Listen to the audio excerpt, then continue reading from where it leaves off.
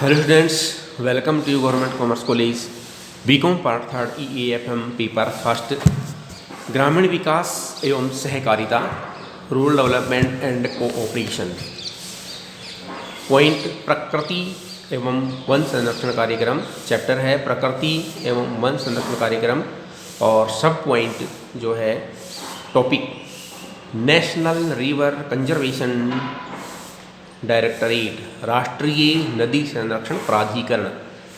वर्ष 1985 में केंद्रीय गंगा प्राधिकरण की स्थापना कार्य योजना के अंतर्गत किए जाने वाले कार्यों के नीति निर्धारण के लिए की गई थी।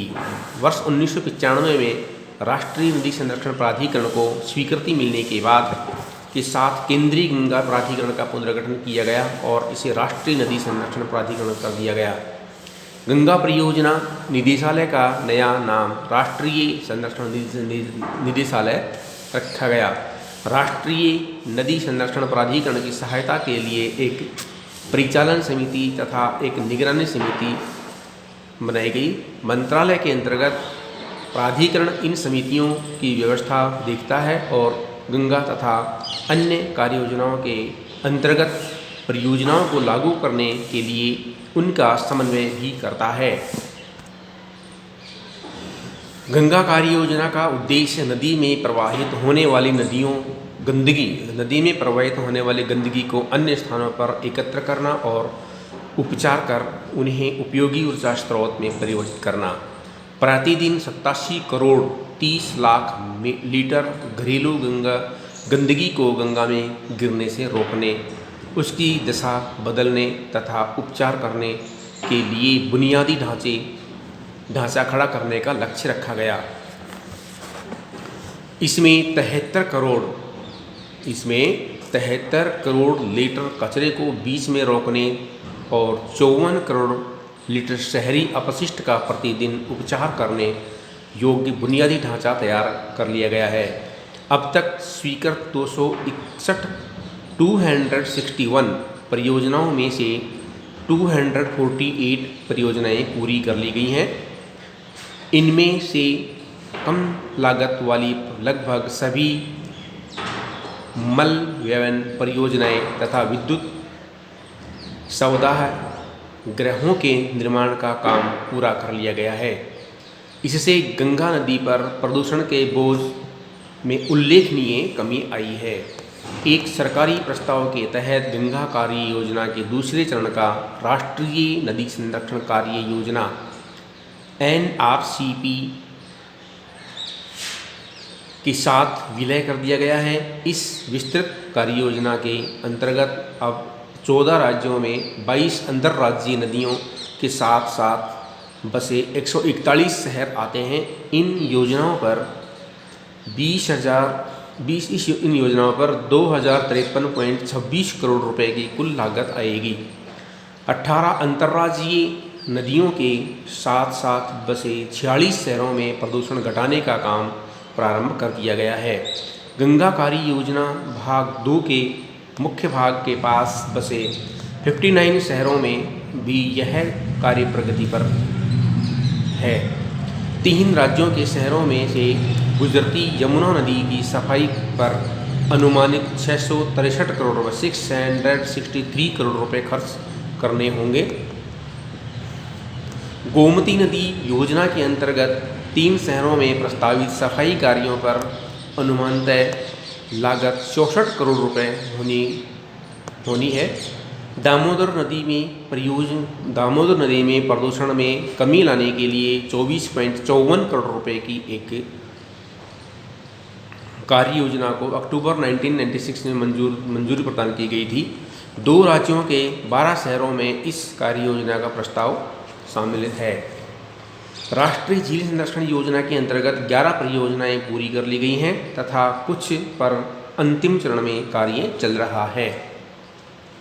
उसके पश्चात आता है मेन पॉइंट राष्ट्रीय वानिकी और पारिस्थितिकी विकास बोर्ड। राष्ट्रीय वानिकी और पारिस्थितिकी विकास board national afforestation and eco development board मई 1985 में स्थापित राष्ट्रीय बंजर भूमि विकास बोर्ड राष्ट्रीय बंजर भूमि विकास बोर्ड को 1992 में दो भागों में बंजर भूमि विकास विभाग और राष्ट्रीय वानिकी व पारिस्थितिकी विकास विभाग के रूप में बांट दिया गया। राष्ट्रीय वानिकी और पारिस्थितिकी विकास पर्यावरण और वन मंत्रालय का एक भाग है, लेकिन बंजर भूमि विकास बोर्ड को ग्रामीण विकास मंत्रालय में स्थानांतरित कर दिया गया है। राष्ट्रीय वानिकी और पारिस्थितिकी विकास बोर्ड के उत्तरदायित्वों में वानिकी को प्रोत्साहन, वृक्षारोपण, पारिस्थितिकी कायम रखना तथा देश में पारिस्थितिकी विकास गतिविधियों को बढ़ावा देना है, जिसमें निम्न कोटि के वन क्षेत्रों तथा इससे जुड़े इलाकों, राष्ट्रीय उद्यानों, अभयारण्यों तथा अन्य संरक्षित व पारिस्थितिकी दृष्टि से कमज़ोर क्षेत्रों जैसे पश्चिमी हिमालय, अरावली और पश्चिमी घाट आदि पर विशेष ध्यान देना शामिल हो गया। राष्ट्रीय वानिकी और पारिस्थितिकी विकास बोर्ड समन्वित बंजर भूमि विकास परियोजनाओं जैसे ईंधन, लकड़ी व चारा परियोजनाओं, औषधीय वनस्पति सहित लघु वन उत्पाद परियोजनाओं, आकाशीय बीजारोपण, बीज विकास, तकनीकी विस्तार तथा स्वयंसेवी संस्थाओं को अनुदान आदि से संबंधित जिम्मेदारियों का निर्वाह करता है। उत्तर प्रदेश, राजस्थान, जम्मू कश्मीर के जिन क्षेत्रों में पर्यावरण संबंधी कुछ समस्याएं उत्पन्न हो चुकी हैं, जहां पहुंचना बहुत ही कठिन होता है, वहां भूतपूर्व सैनिकों के पर्यावरण कार्य दल तैनात किए गए हैं, जो वृक्षारोपण का चारागाह विकास और तथा मृदा संरक्षण के अन्य उपाय करके पर्यावरण को संवारने का कार्य करते हैं।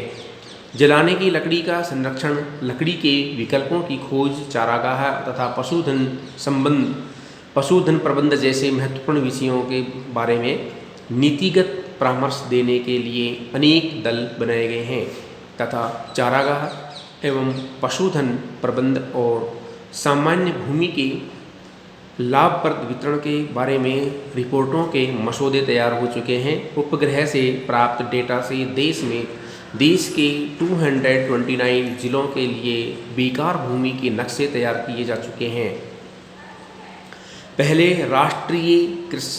पहले स्थापित किए गए एक राष्ट्रीय वानिकी एवं बंजर भूमि विकास कोष का नाम बदलकर अब राष्ट्रीय वानिकी एवं पारिस्थितिकी विकास कोष रखा गया है।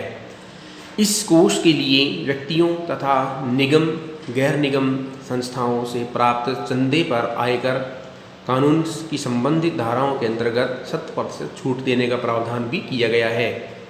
राष्ट्रीय वानिकी और पारिस्थितिकी विकास बोर्ड वानिकी विकास कार्यक्रमों में उभयपक्षीय और बहुपक्षीय सहयोग के मामले में केंद्रीय एजेंसी के रूप में काम करता है। विभिन्न राज्यों में वानिकी परियोजनाएं चलाने के लिए विश्व बैंक, यूरोपीय आर्थिक समूह, Swedish international development agency, overseas development agency, overseas economic fund जैसी संस्थाओं से आर्थिक सहायता मिल रही है। राष्ट्रीय वानिकी और पारिस्थितिकी विकास बोर्ड के साथ क्षेत्रीय केंद्र के विभिन्न विश्वविद्यालयों और राष्ट्रीय स्तर के संस्थाओं में अवस्थित है। ये केंद्र प्रकृति योग्य तकनीकों के विस्तार को बढ़ावा देने और अनुसंधान की उपलब्धियों को एक बड़े स्रोत वर्ग तक पहुंचाने में बोर्ड की सहायता करते हैं। यह केंद्र विशेष समस्याओं से संबंधित अध्ययन भी करते हैं तथा बोर्ड के चालू कार्यक्रमों का आकलन भी करते हैं।